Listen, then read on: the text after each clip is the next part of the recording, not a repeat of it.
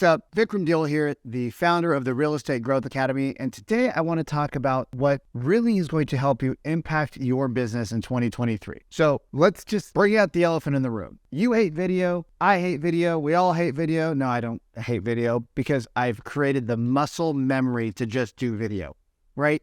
I don't love to do video, but I also want to get my message out to people that want to hear it, right? I want to help my clients. I want to help my prospects. I want to help people learn. But I can't do that if I'm not going to get and put myself out there. Does that make sense?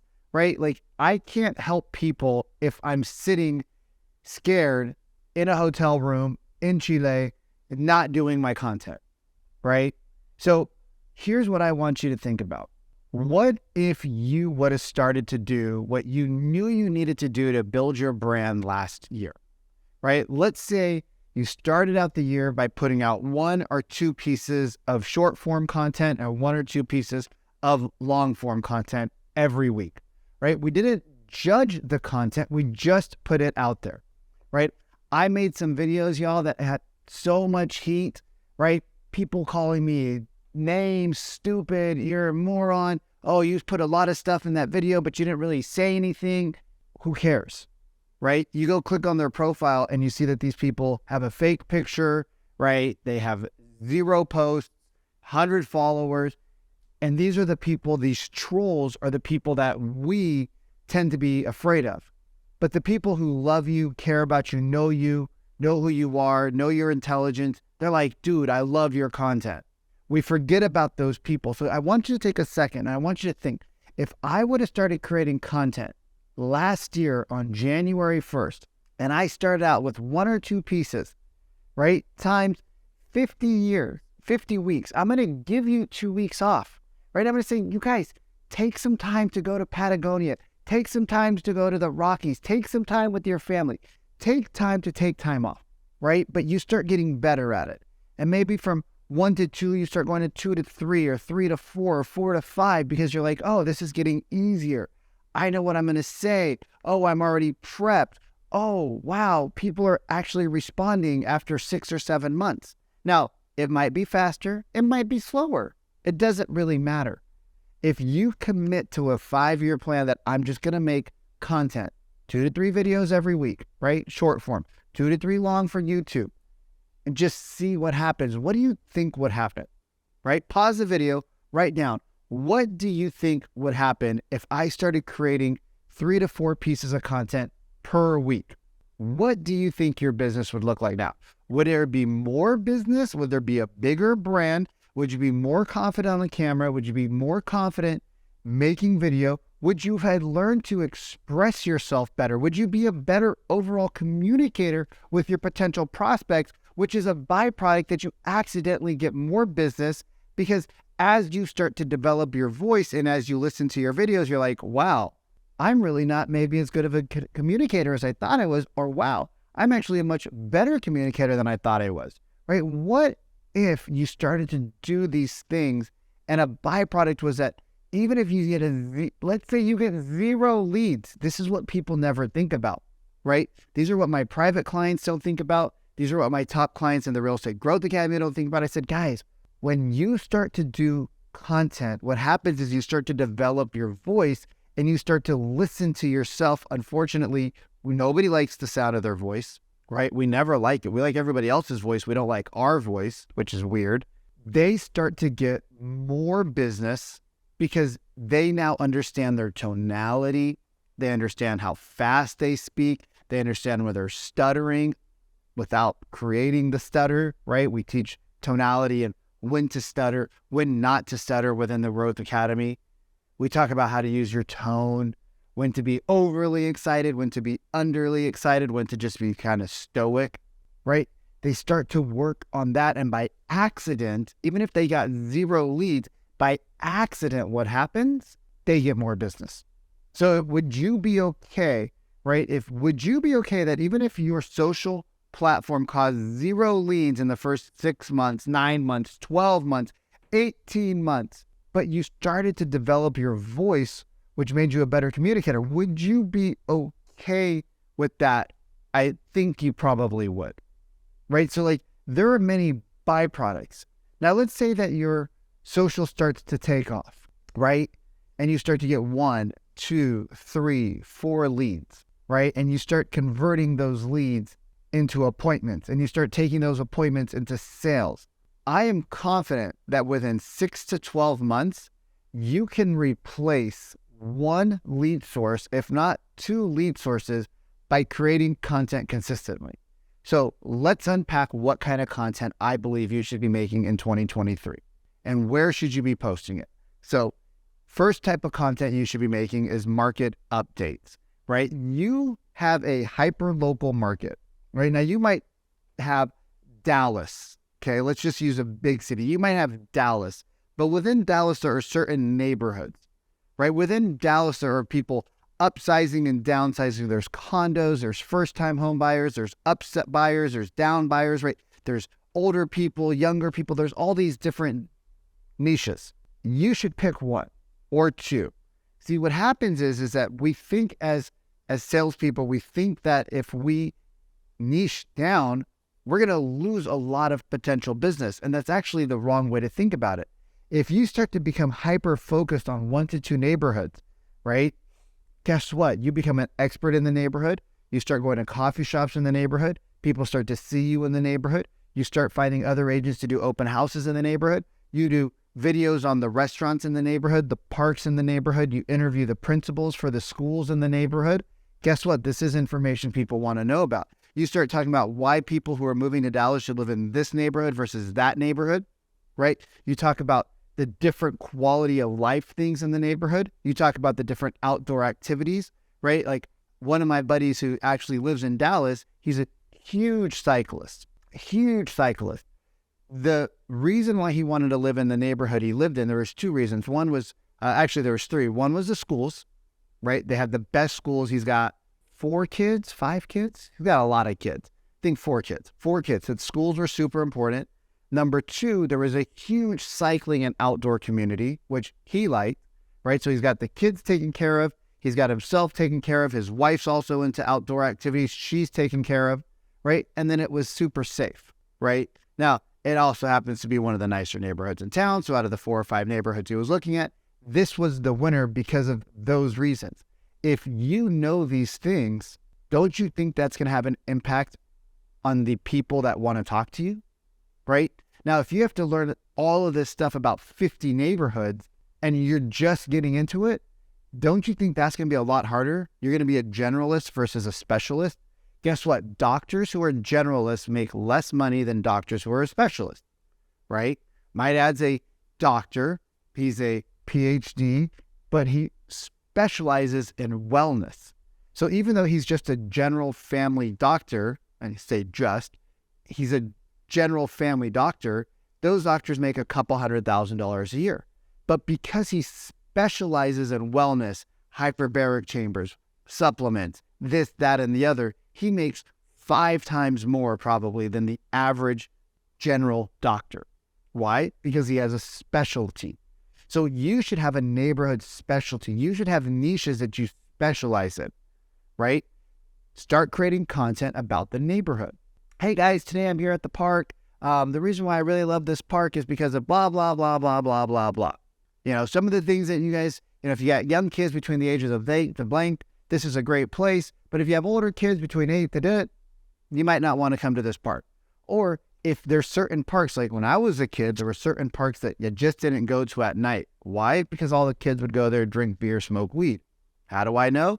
I was one of those kids. So you could also say like, hey guys, during the day, this park's really good, but at nighttime, right, this is a place where you want to avoid, not because it's not safe, it's just because there's a bunch of kids out doing drugs and drinking.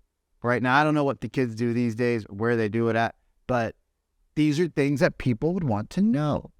These are things that a specialist would know about, right? Your heart surgeon, right, only works on heart. He knows about the rest of the body, but he specializes on heart. You know about the city of Dallas, but you specialize in the one neighborhood or the 2 neighborhoods, right? You have your specialty.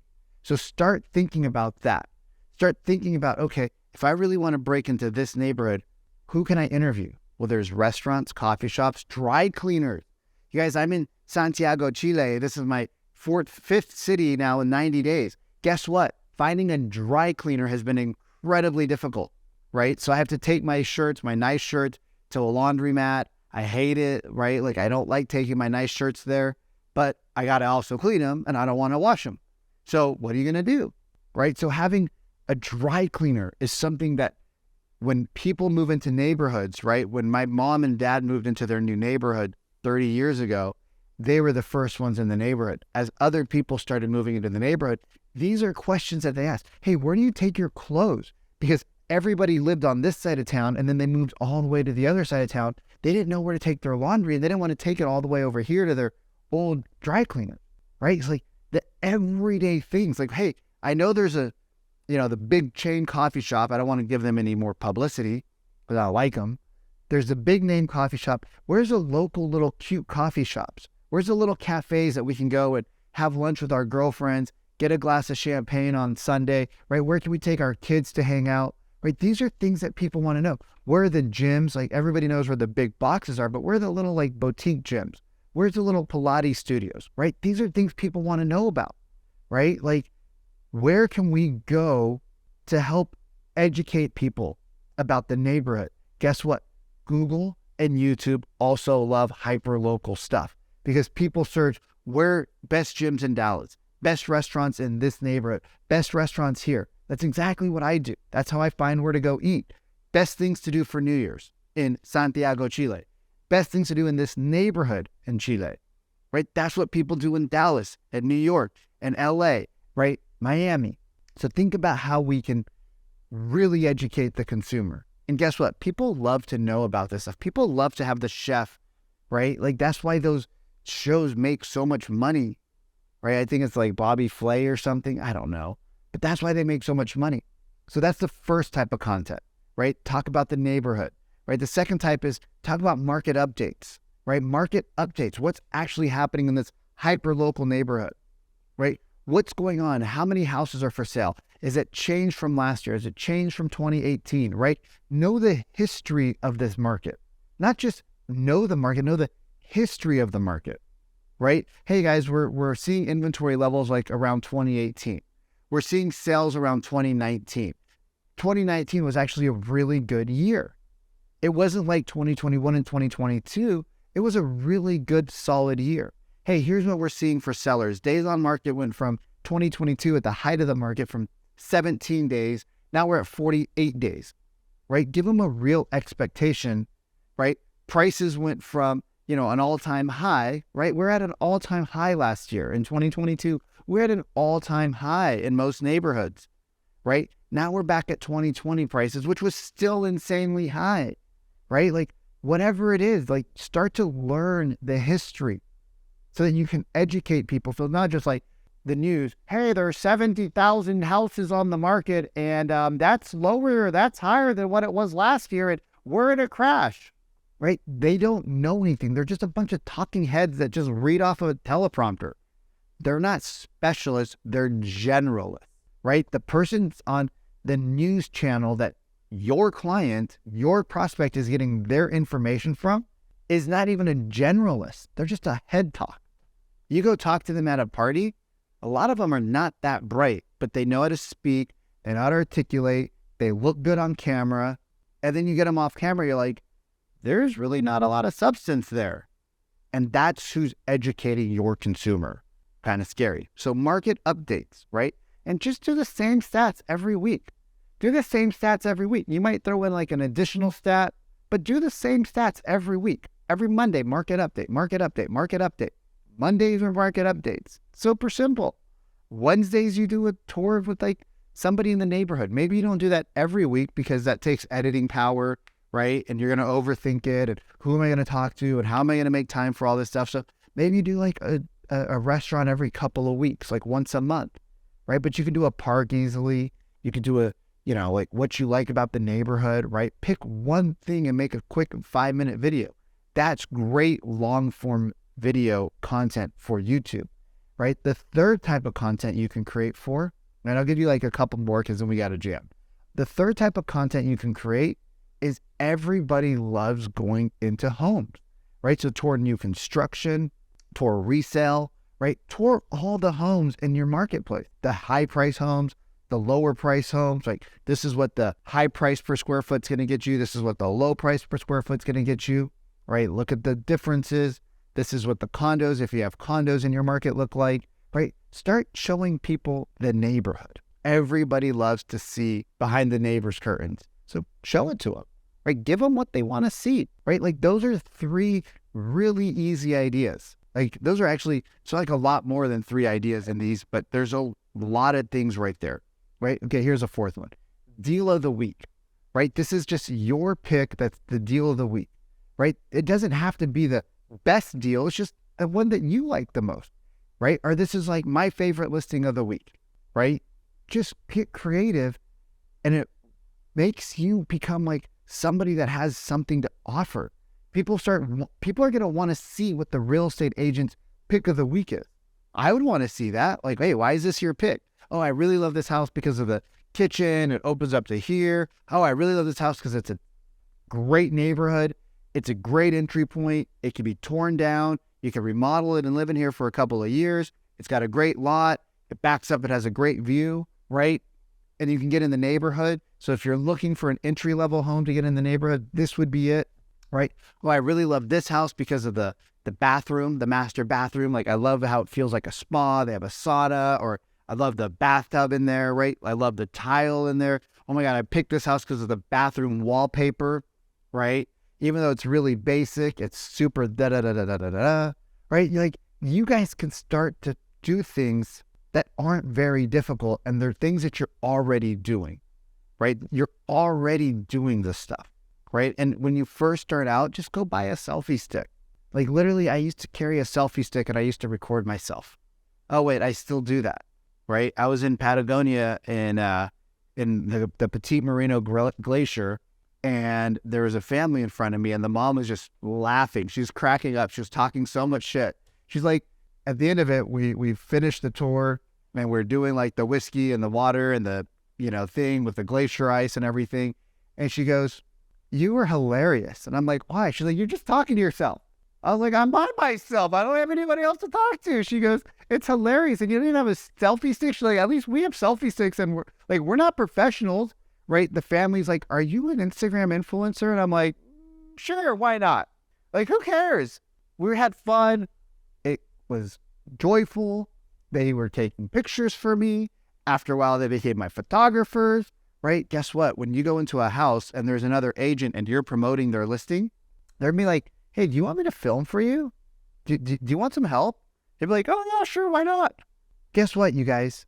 It's not that hard, right? But you're thinking about, I want to go viral. I want to get leads, right? You're thinking about, I want it to give me results instead of I just want to get it done. Just start doing it. Just start doing it, and the business will start to come to you.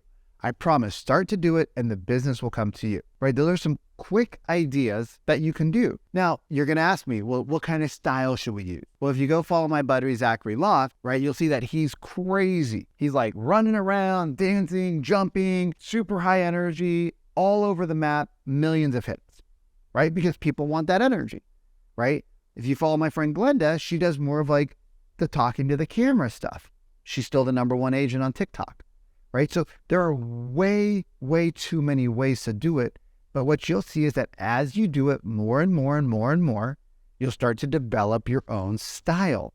And your style will allow you to kind of see which way you want to roll, right? Or maybe your audience likes this video versus that video. So you're like, oh, I'm going to do more of these videos, right? Maybe your audience likes it when you talk wild and crazy versus calm and collected. Okay, so now you have data. But that takes time to develop, right? So your style will show up the way that you want. One of my clients, Dawn, right? She's hilarious. She's hilarious. And she's like, "Vic, I don't know. It's a little out there. Like, I don't know if people are going to like it." And I'm like, the people who like you, Dawn, are going to like it. The people who like some other agent are not going to like it. So you guys, the power of YouTube, the power of Instagram, the power of TikTok. TikTok might be banned.